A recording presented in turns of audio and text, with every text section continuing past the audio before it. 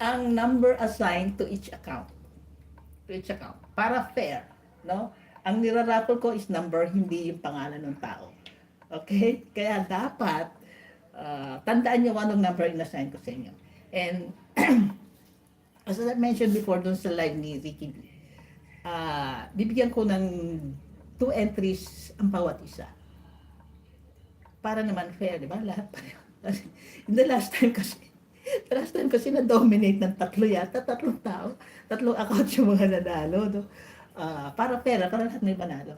Kaya na siyempre, accelerated ang prices nun. No? Pero yung chance na yon pare-pareho binigay sa lahat. So, pagkantong ko sa lahat. Ayun, hindi ko nababasa mga comment.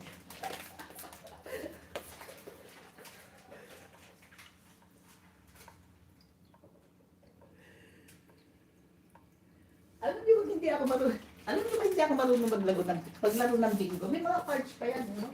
Pag-aaral ako, paano ba nalalaman bingo na? May mga cards siya, oh. Ayun ang cards, oh. Oh, may cards siya. Malaki pa yung cards. Diba?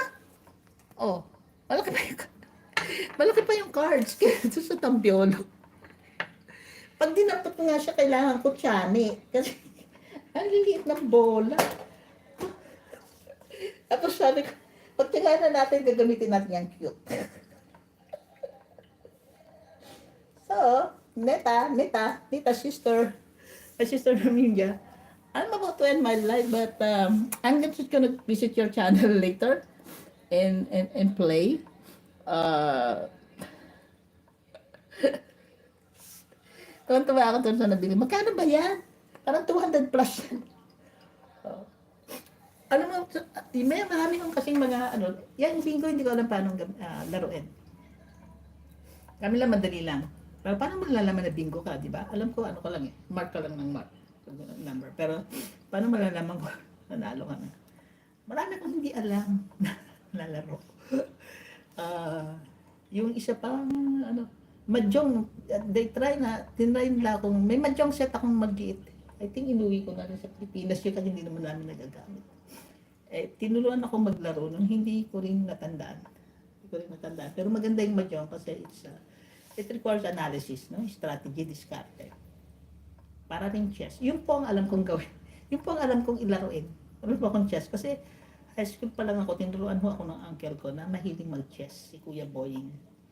So, wala siyang kalaban. Kaya ako tinuruan niya. I ended up na mas magaling ako sa kanya. Pero, yun yung alam ko eh. Pero pag isa, snake ladder. Yun, madali lang yun. Anyway, so, naka 2 hours na po ako. Maraming salamat po sa mga nagtyaga dyan, tumambay. Natigang makinig sa mga kwento kong, walang kabuhay-buhay. Ganito ako dati, di ba, na nagsimula akong mag-live. So ako po yung mag-e-end na. So, yun nga, upo na nga ako sa sahig para nababasa ko kayo. Kasi nasa sahig yung camera ko. Si Lazaro na dyan. Kapitan makakatulog ka ng maaga kasi maaga akong mag-e-end. So maraming salamat po. Nag-exercise na talaga ako ng 2 hours. So enjoy the rest of your evening, guys. Ingat kayo lagi. Huwag natin kalimutan magpasalamat sa mga biyayang ibinibigay sa atin sa araw-araw. At magpasalamat ako nagpapasalamat ako kasi nandiyan kayo. Patuloy na sumusuporta sa akin. Maraming salamat. Basta isipin natin, magpasalamat tayo sa mga pagkakataong ibinigay sa atin. Every day is an opportunity, every day is a blessing. Every day is an opportunity to do better than what we had before.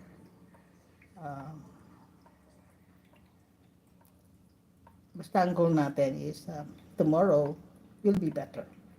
Diba? So,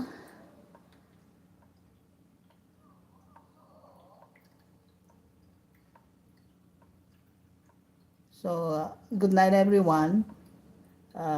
And